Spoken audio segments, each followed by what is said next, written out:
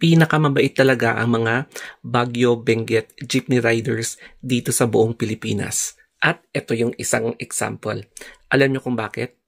Nilibre kasi ng driver ng jeep na to yung isang bagets na sumakay at sumabit sa likod ng jeep kasi wala siyang pamasahe. Bale, ito yung actual na pangyayari nung nilibre yung estudyante na sumabit sa likod ng jeep ng driver. Pinaupo siya and saktong-sakto na bakante yung space sa harapan ko at doon siya mismo umupo. And syempre naman, laking pasasalamat ng estudyanteng ito kasi nilibre ng driver yung pamasahe niya pauwi. At least naging honest yung estudyanteng ito kasi inamin niya na wala talaga siyang pambayad ng pamasahe.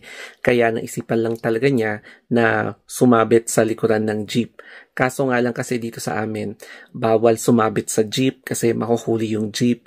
Tsaka yung isa pa dito is at risk yung safety ng estudyante kasi baka malay mo biglang mabitawan niya yung hinahawakan niyang steel bar tapos baka mahulog siya habang tumatakbo yung jeep. Kaya delikado, di ba?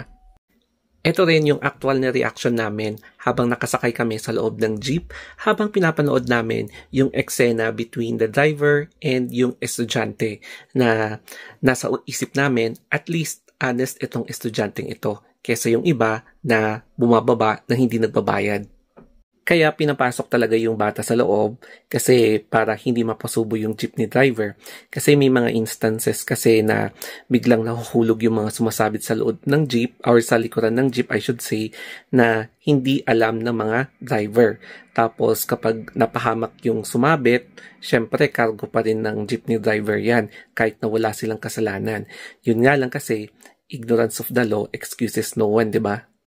Pero, nung bumaba na yung estudyante kasi doon na yung kanilang tinitirhan, bigla na lang siyang umalis. At ang napansin namin, hindi siya nag-thank you. At ang reaction ng driver, sabi niya, ay awan. Or I should say, ay nako, parang ganon. So, parang nadismaya yung driver kasi nga, walang courtesy o kaya basta hindi siya nag-thank you. Kaya sa amin, basta yung ganun yung facial expression. Alam nyo, parang there are two sides of the story dito. Doon naman sa bata, sa estudyante na biglang umalis at hindi nag-thank you, pwede nating sabihin na baka nahihiya lang siya kasi ang daming tao sa loob ng jeep and medyo puno yung jeep.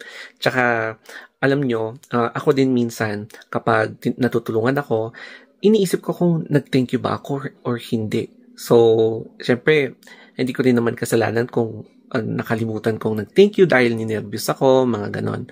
Pero sa side naman ni Mamang Jeep, ni Kuya Driver, syempre, masama din yung loob niya at naiintindihan ko yung nararamdaman niya na hindi man lang siya nag-thank you, hindi man lang nag-thank you yung estudyante sa kanya. Pero, ang isa ring point dito is, na-realize din ng driver na it's okay na hindi mag-thank you yung estudyante basta ang importante is nakatulong siya.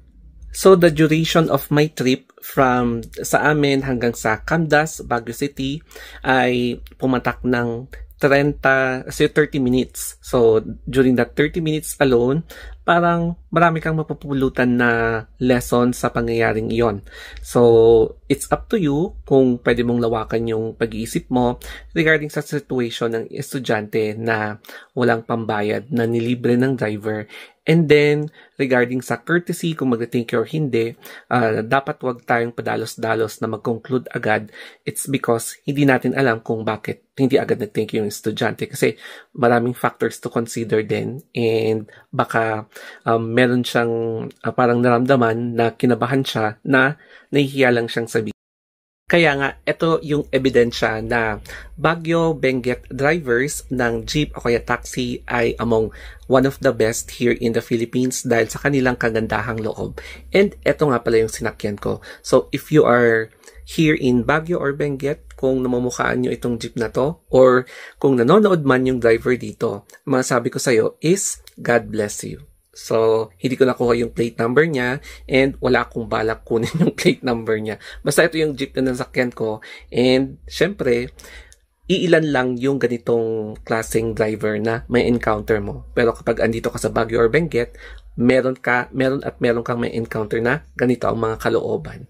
So, hanggang sa muli, thank you and have a nice day.